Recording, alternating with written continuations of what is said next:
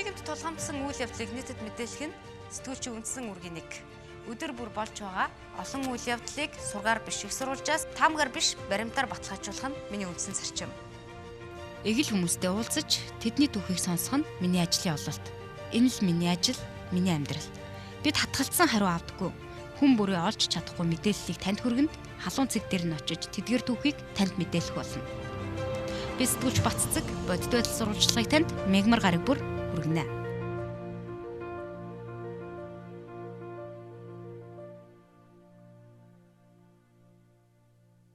Монгол улсад 800 мянга орчим гэр бүл бий. Тэдгээр нь бүгд өөр өөрсдийнхээ амжиргааны орлогоо бүрдүүлэх их үүсвэртэй. Гэж тооцох юм бол зарим нь хүнд хэцүү хөдөлмөр эрхэлж олдог хитэн цаасаа үр хүүхдүүдтэй ар гэртээ зарцуулдаг. Тиймхүү хичээж хөдөлмөрлөж зүтгэж байгаа нэгэн гэр бүлээр өнөөдрийн бодит байдлыг эхлүүлж байна. Цаашлаад хүний амнаас эрсдэх юм тохиолдол гашуун сургамжууд бас байсан. Амьд хүүхнээс одоо дарга зэрэгнэр ирэх гэж ингээд хариуцлага гадаг. Энэ зам номыг зохицуулах юм.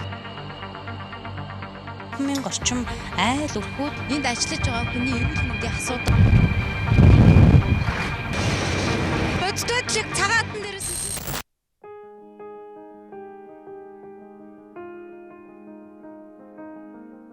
Мөнх хотын хаан бол 5, ууган хүн 8 настай, бага нь ой 4 сартай, дунд хүн 4 настай өнөр бүл. Эхнэр нь хүүхдүүдээ харж хүмүүжилт нь анхаарна, тэднийг цэцэрлэг сургуульд зөөж багыгаа асарна. Өглөөнөөс үдэш хүртэл завгүй байх гэрийн эзэгтэн ажилтай. Харин нөхөр нь Нүүрс тээврийн машины жолооч. Өмнө Говь аймгийн цагаан адны гайлын хяналтын бүсэд хүнд даацын машин жолоодож олдог орлого нь амжиргааны гол их үүсвэр. Иймээс залуу хос 900 орчим километрээр зааглагдаж 3 сарда нэг удаа халуун бүлээрээ цуглана. Гэргийн хувьд эр нөхрөө эзгүүд гэрийн бүхэл ажлыг амжуулдаг.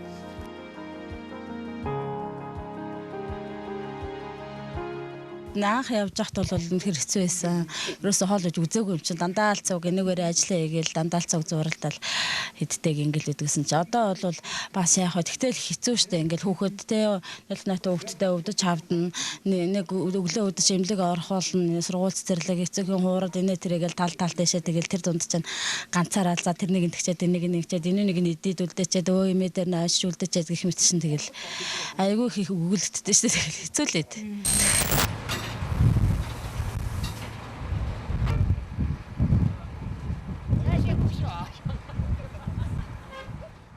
Одоо энэ нөгөө хятадын эзэнтэй. Тий. Хятад эзэнтэй маш шүү дээ. Би хомуудын юм шиг. Гэрээсээ 900 орчим километрийн алсад хөдөлмөр эрхэлж байгаа өрхийн тэргүүнийг зорилоо. Мөнх хотын 2-3 сарын ажил, амьдрал энэ машины кабинд өнгөрнө. Тухтай унтах газар, чанартай хоол хүнс, бие засах газаргүй цөлд амжиргаагаа залгуулах мөнгө олохоор ажиллаж байгаа 9000 орчим жолоочийн нэг ханаа санаж үрсээ өгүүлж өнгөрүүлэх өдрүүд. Тэгээ энд ингэж явж байгаа гэр оронгоос хол бас заримдаа бол үнэхээр хэцүү л байдаг л таас.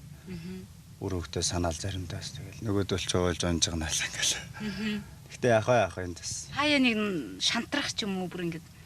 Бас тиймэрхүү гарлаг байх таяа тэгэл нэг ярихтаар суумар ч юм шиг ч юм уу эсвэл одоо өөр хашгирж ойрлмар ч юм санагтаад. Гэтэ тэгж чаддгүй мó заавал тэглээгээд ямар тэрэнд ямар амжилт олохгүй ш ярихтаар суулаа гээл тий. Тэгэхээр их тэгж хүчилдэг тэгж бодогдохгүй байж л байдаг бас. Энд чинь тэгээ шороо бүргээд хоолтойгоо хамт шороо идээд бас нэлээ эрүүл мэнд талаас бол хэцүү. Тэгэл хоолн дотор шороож ажиглагтаа л ийсч ажиглагтаа л тэгэл байчихдээ шүү дээ. Уг нь Мөнх хот гагнуурч мэрэгчлээ. Улаанбаатар хоттой мэрэгчлэрийн ажлыг гэж хүсвч ажлын байрны олдоц тааруу хөдөлмөрийн үнэлэмж 5 ам бүлийг тижээж хүрэхгүй тул хаширч халагмаар энэ газрыг зорьсон гин. Нэг удаагийн тээврийн ээлжинд гарахад хамгийн багадаа 7 хоног. Тээврийн завсар зайгаар гэртээ харийг гівч буцаад тээврт гарах боломж нь хаагддаг учраас нөхрийгөө хүрээд ирээч гэж тэр бүр хэлж чаддаггүй гэж гэргийн ярьлаа. Иймээс саяхан бага насны 3 хүүхдэд дагуулад 900 км замыг туулж нөхрөө эргэж очижээ. Уртын замд Нүүрс зөөж байгаа нөхрийнхөө ажлыг нүдээр үзэж машины кабинд хит хонсны дараа нөхөртөө хэлмээр санагдсан үгс нь бүгд л адилхан миний ажил ижлэр л одоо тэгэл ар гэрээ тийчих гээл те зүтгэж л яваа нэр үнэхээр хүнд нөхцөлд үргэлжл одоо тэгээ биднийхэн төлөө одоо юу гэдэг зориг төвчээр гаргаж бүх урдаа таарах саад бэрхшээлээ бүгднгийнх нь өмнөөс сүрч чаддагт нь хандаа үнэхээр баярлах шүүл гэж хэлмээр байна. Одоо хүүгээрээ л хань хийж байж штэ. Тийм. Тэгээ бас зөрөгтэй энтэй 3 хүүхдээ цагаан хадруу явчихдаг. Харин тэг хүүхдээ амралтаа харцсан чсэн тэгээд аавыг нь ирэх гээд тэгсэн чинь тэнд ажил нь бас л байхгүй болчихгоо тэргээ ирэхээс чинь ажилгүй болчихгоо л тэгэл очихгүй байхаар бас хэд хоног ажиллаад аав дээр нь авчичмаар тэгээд энэ хоёр ч аавын ажлыг үзэн нөгөө том машин сонирхоод машины авьяатай аавын машиныг үзэн аавын том машиныг үзэн гэж за яа тэгээд дулаанч орж байгаа юм байна гэтэл тэгэл гараа явсан гайгүй явчаад ирсэн тэгтээ. Явуулж үзүүлсэн. Хүүхдүүд тэгж юм. Хүүхдүүд яг нь банд нар болохоо аяга хоббитэй. Тэгэл жоох явж байгаа л эргээ харангуут хороогаар нүүр мөрн хар болцсон хоорондоо ноцолтой нөднөөс нь ингээд амар болцсон юм л явж байгаа. Хандсан байсан биз? Амар тэглэх ирээл баярлаа л. Одоо аав дээр ажил дээр нэрсэн чи ямар байсан? Амар гоё байсан. Юу нь гоё байсан? Машин Ямар машин байсан? амар том машин байсан. Аавга хэрэг санаж байна. Амар санаж байна. Аавда юу гэж хэлмээр? Хайртай шүү гэж.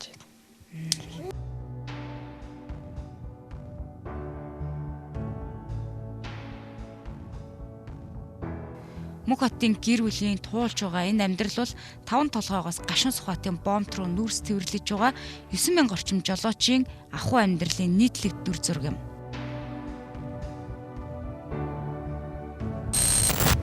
Тоноор нь гаргаж байгаа нүүрсийг экспортлж байгаа тэдгээр жолооч нар харин 7-оос 14 хүртэлх хоногийн хугацаанд тээврээ хийж 2-оос 3 сарын хугацаанд гэртээ очихгүйгээр ажиллаа хийдэг. Эргээд тэдний амьд явах эрүүл мэндийн баталгаа нь 30% тайл байдаг гэдэг зүйлийг жолооч нар хэлж байгаамаа.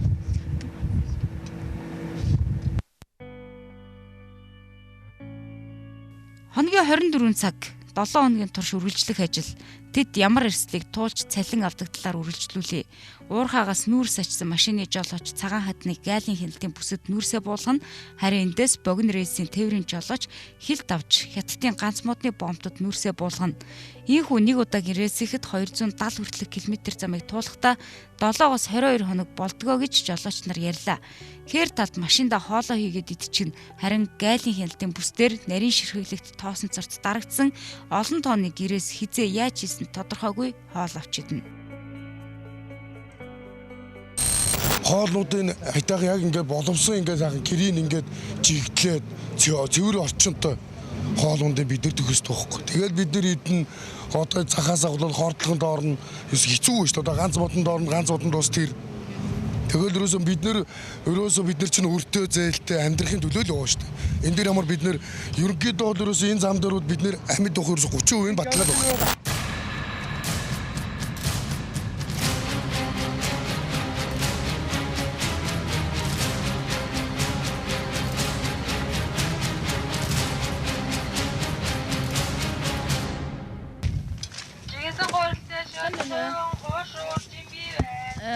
Энд ингээд нөгөө хоол зард юм шүү дээ. Ямар хоол хийдэ? Гурилтай шүүл, хуушуур, жимби гэж хоол. Аха. Нөгөө эндээс мэрэгчлийн хэлмэлтийнхаа ирж үзлэг хяналт хийдгүү. Би ердөө саяхан ирсэн мэдэхгүй л юм л та. Манай их чи ишээ төв орцсон. Аха. Ер нь бол өнөөдөр бол мэрэгчлийн хэлт ирээгүй. Үгүй ээ. Аа. Та хизээ ирсэн? Хэрэг 7 хоног. Аха. Энэ 7 хоногийн хугацаанд ирээгүй. Үгүй ээ. Чанар стандартын шаардлага хангасан хэсэг нь үл мэддэгдэх хоолыг элс нүүрстэй хольж идэнгээ хол замд яваа жолооч нарт тулгамддаг өөр нэг асуудал нь замын нөхцөл байдал. Нэг машинаас шорон замаар зорчсон тохиолдолд 50,000, засмал замаар явсан машинаас тоон тутамд 3,200 төгрөгийн хураамж авдаг. Өнгөрсөн жил зөвхөн замын хураамжаар 64 тэрбум төгрөгийг төсөвт оруулсан ч энэ хэсгийн замын арчилгаа хангалтгүй байгааг энэ тэмдгүүд таарах олон нөх гэрчлэнэ.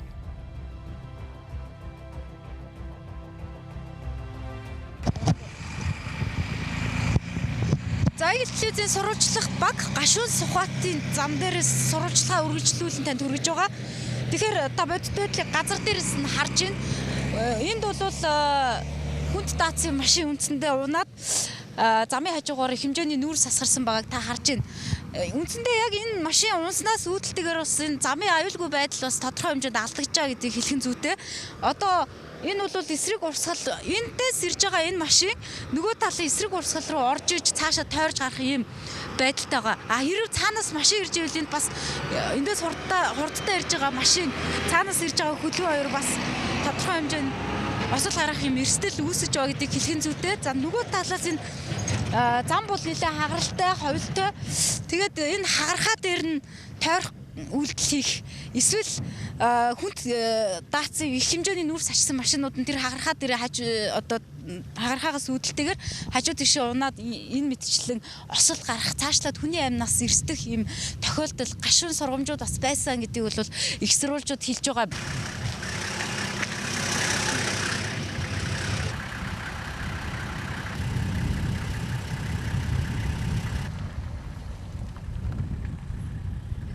Энэ нэг замын нэг эвдэрлээс болоод тэгэл нэг юу хагархаа тойрч гарах гэж байгаа л тэгэл чиргүүл ингээ унаацсан юм байна лээ. Энэ хэдэн цагийн үед юм болсон юм бэ? 18 цагт тийм бас. Замын эвдрэл ер нь хэр ихтэй юм бэ? Замын эвдрэл энэ хойд хэсгээрээ жоохон бол байна. Гинтийн том хагаралууд байна. Энэ одоо тэгэл эсрэг усралгаа ороод явж ич нэг замаа тойрч гарч ирэх яахгүй бол тэгэл мөргөлдөх аюултай. Тийм л.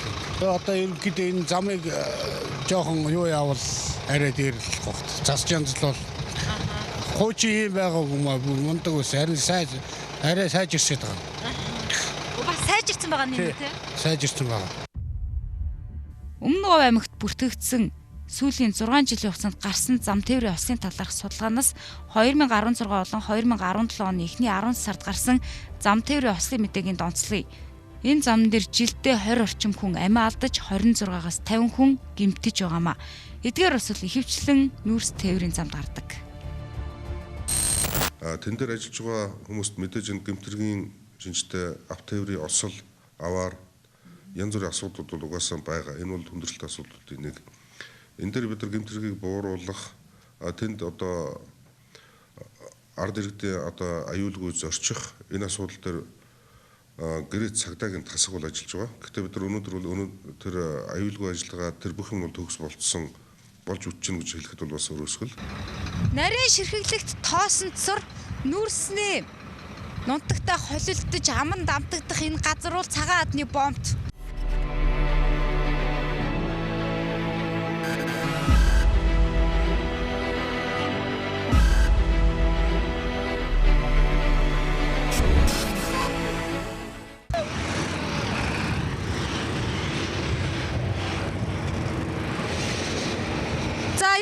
Бодит байдлыг цагаан адны дээрээс үзүүлж байна.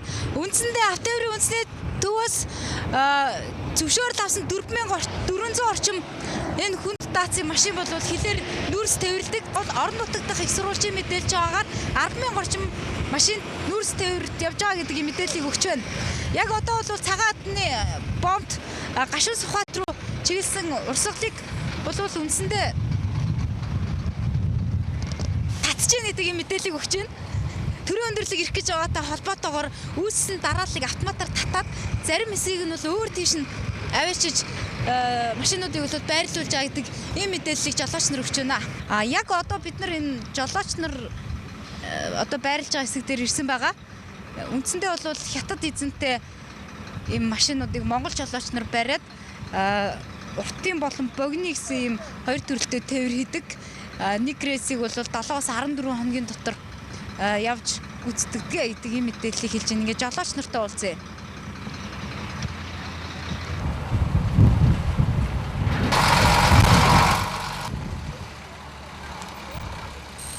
Барьчмаар юм байна уу? За, юу тэгэхээр За. Ер нь нэг рейс хийхэд хэд хоног явж байна? Би ч одоо 3 хоног дээр орж ирсэн л байж л дээ. 3 хоног дээр. Уртын хуу богиных уу? Уртын. 5-7-оос энэ хүртэл цагаад хүртэл. Эндээс дахиад өөр машин богиныхоо тээвэрлэх. Тийм цэрцэтлээс нь богны дэргэнд хоосон дэргэнд орчиж ачна. Ер нь хэд хоногт нэг гэртээ очих вэ? 2-3 сар болж байгаа нэг хариндаа. Тийм. Эхнэр хүүхэд хүлээж байгаа. Байж байгаа. Хэдэн хүүхэдтэй байлаа? 4 хүүхэдтэй. Бид нар явах цалингийн төлөө мөнгө мэтлэл ингээл явж байгаа болох хэрэгтэй. Явж лээ да. Олон хүн байна те. Ер нь энэ гэхдээ зам номноос хэцүү юм биш тэр хагархаа магархаа. Тийм шүү дээ. Тэр чинь хагархаан дээр аваар ослих гарна. гарахаа их байна. Энэ одоо энэ шороогоор явж байгаа гэдэг нь бол бүр хэцүү байна. Одоо шорооны очрол руу орох гэж эндээс энэ одоо нүүрс ачдаг газрууд шүү дээ. Эндээс ачиж гараад зам руугаа орох гэж одоо 7-8 хоноод маань найз 7-8 хонож явсаа одоо гэлрүүлдэг ч явах. Нас хойш 3. Гэхдээ одоо яг энэ хилрүүч гэсэн дарааллууд харагдахгүй л байна л да. Угаас энэ дарга зэрэг ирж байгаа нөхцөлд л ингэ шааж байна шүү дээ. Одоо энэ хашааны артлаар очиод үзэхгүй. Богино ачих гээд хүлээж байгаа жолооч нар 10,000 жолооч нар энэ ч юунд бэ шүү дээ. Засмал тавьдаг нэртэй засмал тавиад нэрхээр өвөл нөгөөдг нь яагаач нэг сар болоогүй нөгөөдг нь цүм усрээд нөгөөс ишдэг. Тэгээс яг бодит байдал нь бол нэг өвөл нь бол шар шавар асгаал дээгүүр нь юу хийж штэ. Усыгээд хөлдөөгөл тэгээд байж. Энэ очр мочр дундуур ер нь дарга нар нэг ч удаа явж байгааг би л хараагүй. Тэгээ үнэндээ бол энэ ч бол сэтгэлтэй хүн алга. Дутагдаад байна. Ерөөсөө л нөгөө нэг төрийн зохицуулалт дутагдаад байгаа. Энэ бухимдаад байгаа юм чинь нэ штэ. Тэгэж их одоо энэ сайд дарга нар мөнгө зарцуулаад байх шаардлага байхгүй. Зүгээр л нэг хүн доороо нэг 3-4 хүнтэй тэгэл яавал энийг зохицуулахгүйгээ судалгаа хийгээл энэ зам нь ингэж явах юм байна ингэх юм байна гэдээ ингээд ярилцаад жолооч нараас судалгаа аваад асуугаад ингэчгэл болчих юм багхгүй. Хотод байгаа. Тэгээд энэ бол одоо 3 хүүхэд мөн энд хаавс өсгөл тэгэл хотод нэг түрээсийн байран тэгэл амьдрал байж лээ. Гэтэ хамгийн сүүлд хэзээчсэн бэ? Би одоо цагаан сараас хайсан шүү дээ. Тэгээд шинийн дөрөнд нэг 5 хоног ирж ирсэн шүү дээ. Тэг сайхан нэг хэсэг ч гэсэн өргүү нэг сэтгэл амарт баймаар байна шүү дээ. Тийм дэрэг л өстэй шүү дээ. Цаашлаад хүний амнаас эрсдэх юм тохиолдол гашуун сургамжууд бас байсан. Амьд хүүхнээс одоо дарга зэрэгнэр ирэх гэж ингээд хариуцлага гадар. Энэ зам момыг бол зохицуулах юм. Хамгийн орчим айл өрхүүд энд ажиллаж байгаа хүний эрүүл мэндийн асуудал. Бодит байдлыг цагаатан дээрээс Өмнөд аймгийн газар нутагт нийтдээ 15 орчим уул уурхайн компани үйл ажиллагаа хамгийн багадаа бол явуулж байгаа. За тэдгээрээс бид яг одоо 5 компани уурхай дээр ажиллаж байгаа. Эднийх хамгийн багадаа буюу одоо өдөрт 30-40 машин нүүрсийг бол экспортод гаргадаг. За оргил үедээ бол 200 хүртэлх машин нүүрсийг бол экспортод гаргадаг. Харин тэдгээр нүүрсийг Гашуунсухайт-Нүүрсын бомтоор нэвтрүүлэн ажиллаж байгаа энэ Монгол жолооч нарын хүний эрх зөрчигдөж байгаа асуудал энд байгаа. Хүний эрхийн үндэслэх комиссийн шоронд биш энэ цагаан хатан дээр бас ажиллах зүйлсний шаардлага бий гэдгийг энд хэлэх зүйтэй.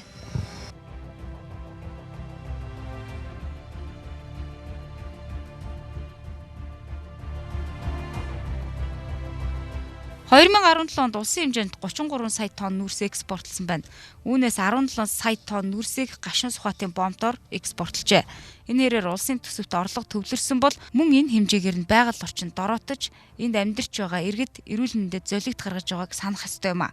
Өөрөөр хэлбэл нүүрс тээврийн машин жолоодож Гашуунсухайт-Нүүрсын бомтод ажиллаж байгаа хэн бүхэн энд ажиллаж олсон мөнгөнийхөө төлөөсөнд хороод амьдрах хэдэн жилээ зольж байгаа гэсэн үг.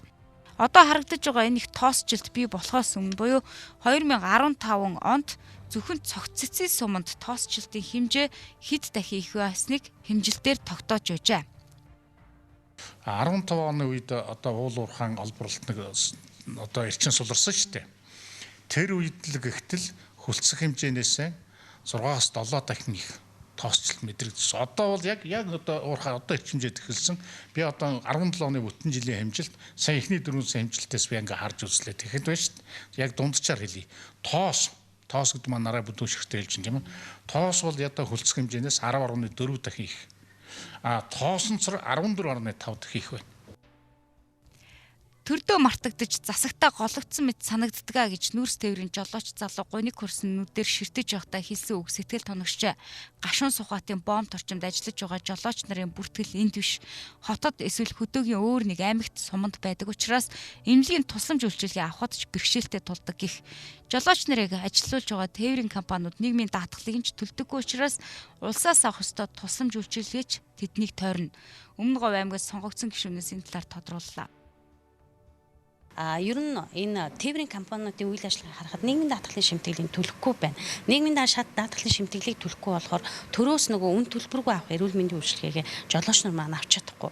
Ихэнх цагаа машиндаа өнгөрүүлдэг болохоор тэр хүмүүс байнгын тэр сардаан төлдөг нийгмийн даатгалын шимтгэлээ төлөх үү, тийм ээ? Компани төлөхгүй болохоор өөрөө очиод төлдөг тийм зохицуулт механизм хүртэл одоо иргэний хувь хүний одоо ёс зүй ухамсарт бол байхгүй ш. Тэгэхээр одоо энэ манай авто тээврийн зам тээврийн хөгжлийн сайд гол бодлого нь энэ тээвэр хийж байгаа компаниудын жолооч нарын нийгмийн асуудал эрх ашиг тухайн одоо нүүрсийг худалдаж өгч байгаа энэ уул уурхайн компаниуд давхар хариуцах ёстой. Энэ дээр бол одоо маш өндөр ач холбогдол өгч байгаа. Энэ бол яалчгүй зайлшгүй шийдэх гол асуудал. Магадгүй би бол одоо ажиглаж байгаа. Одоо ингээ харж явахад суурин хүн амаасаа нөгөө засаг захны бүртгэлтэй хүмүүс илүү нөгөөдлөгөнтэй хүмүүсүүд чинь нэмлэг имчилгээг авч байна шүү дээ. Тэр хүмүүсүүд чинь аваарт орж байна, тэр хүмүүсүүд бэртэж байна, тэр хүмүүсүүд нас орж байна. Одоо хамгийн наацны илүү нөгөө 245 км газарт явж байгаа 9000 жолооч дотор чинь 40 хүний амь нас эрсдэж байна. Тэр чинь одоо хам богд баяоваа цогцсыг гэсэн 3 сум эрүүл мэндийн байгууллагаар том ус эхэлт болдог гэдэг. Бид нар газар юм ашиг одоо авто тээврүүдийг тэр парклдаг паркийг бий болгоё. Жолооч нарыг амралттай болгоё тийм ээ. Цаг наргүй өдөр шөнөгүй давхиж биш. Магадгүй бид нар шөнийн тээврийг одоо зогсоох ч юм уу өдрийн цагаар тээвэрлдэг тэр жолооч бол мэдээж 12 цаг одоо машин мархад амрах ёстой. Тэрийг бий болгоё гэсэн байлаар авто тээврийн үндэсний төв тэр C зөвшөөрлийн асуудлууд тэрийг энэ удирлынх нь гарах машиныхаа нормативтэй зохицуулж олгож явах нь бас зүйтэй болов уу гэж харж байна. 2018 оны 4-р сарын 13 Гашуунсухайт бомб.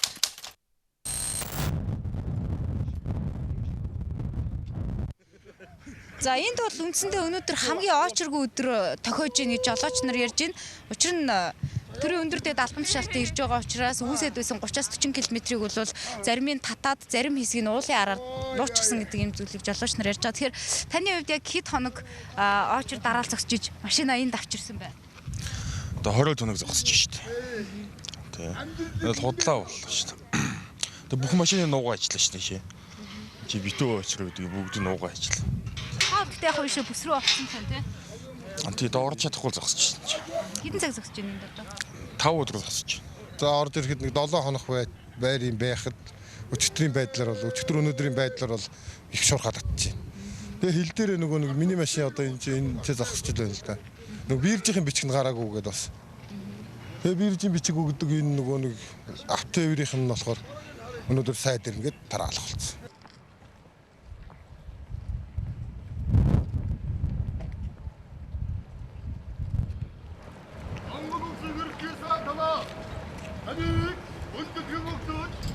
Бидний сурвалжлага бэлтгэж Гашуунсухайтад ажилласан өдөр Монгол улсын ерөнхий сайд бүгд найрамдагчдад ард улсад хийсэн айлчлалаа дуусаад тус бомбоор эх орондоо очсон юм а. Түүнийг тосоор очсон машины цуваа нь харин уртаас урт үргэлжилдэг нүүрс ачсан машины цуваа энэ өдөр байсангүй айлчлалын үр дүнд бомбын нэвтрэх чадрыг сайжруулж өргөдөх болсон гэж таатай мэдээ гарсан ч дарга ирэх дуйлаанаар бодит байдлыг нь баллуурдаг явдал энд ч мөн давтагдсан юм. Хэдэн 10 км үргэлжилсэн шорон замын тээврийг та харж байна. Харин даргын дуйлаанаар ямар хурдтайгаар хил рүү татаж байгааг үзүүлье.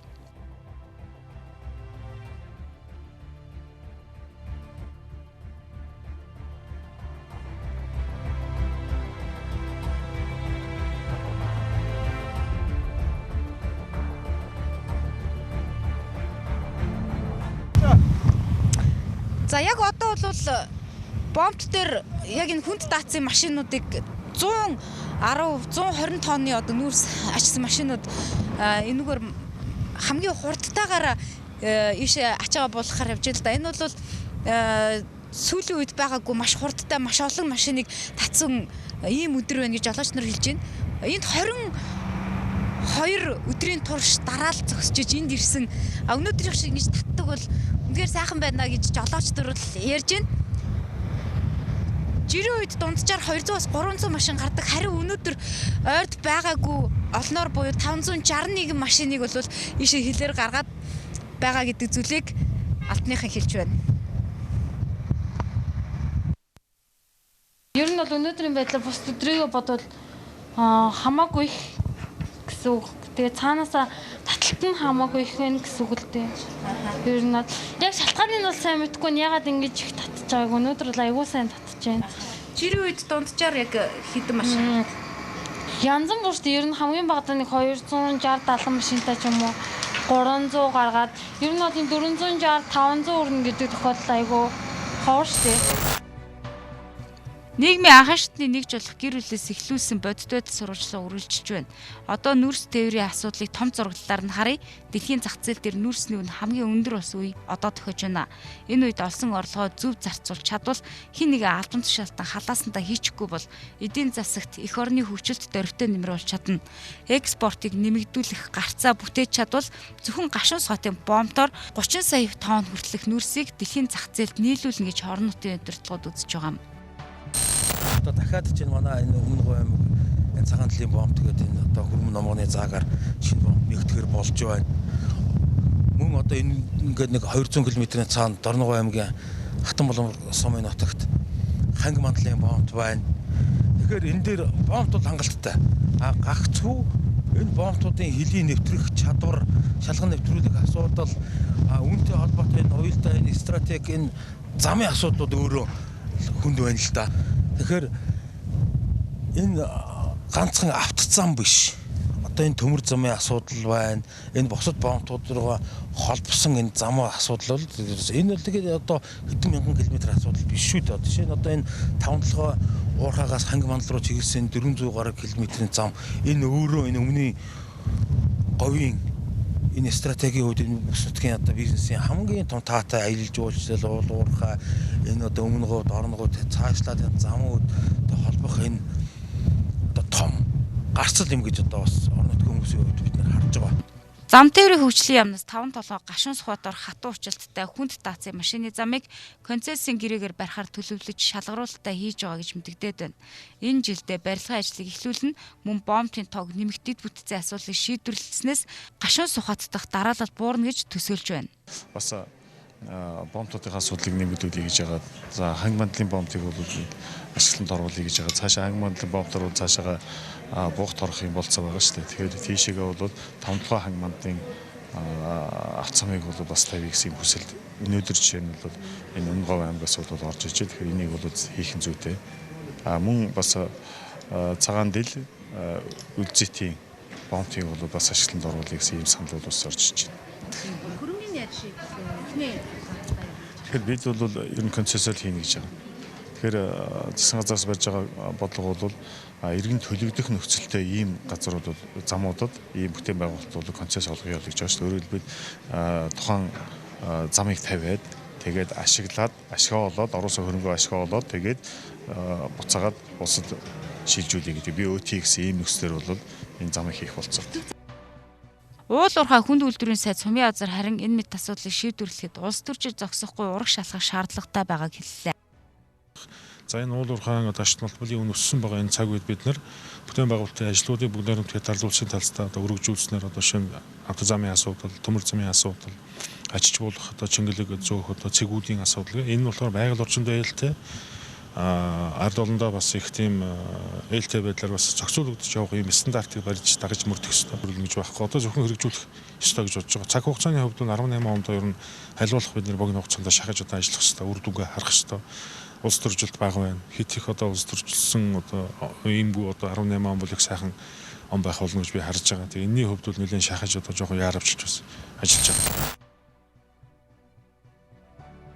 Гашуунсухайт бомтод ажилласан засгийн газрын гишүүд цагаан хадны гайлын хяналтын бүсэд Монголын иргэд хэрхэн амьдарч байгаатай нүүр тулж танилцаагүй ч тодорхой мэдээлэлтэй болсон учраас асуудлыг шийдвэрлэхийн амласан. Одоо ярих бус эхнээсээ ажил хэрэг болох хүлээлт нийгэмд бий. Засгийн газрын хэвлэл мэдээллийн албанаас мэдээлснээр Гашуунсухайтын бомтоор гарч байгаа машины тоо нэмэгдсэн гэж байна. Мөн тээврийн асуудлыг олборлагч компани эсвэл худалдаа өгч тал хариуцдаг байх зохицуултыг хийхээр болжээ.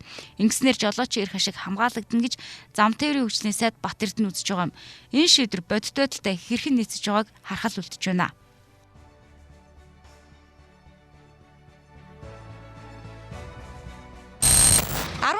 Километр замыг туулахын тулд 22 өдрийг өнгөрүүлсэн гэж жолооч нар хэлж байна. Харин өнөөдөр олон сарын дунджаас илүү олон машины хил рүү татж байна. Яг 200-аас 300 анх удаага л ингэ татж байгаа шүү дээ ерөөсөө.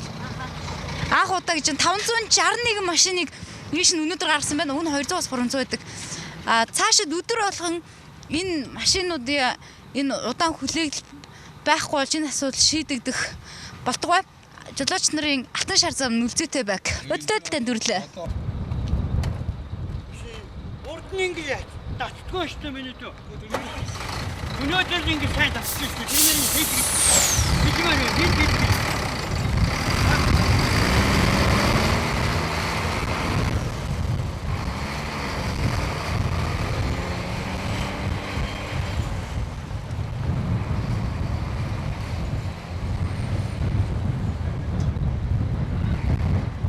Цаашлаад хүний амнаас эрсдэх юм тохиолдол гашуун сургамжууд бас байсан.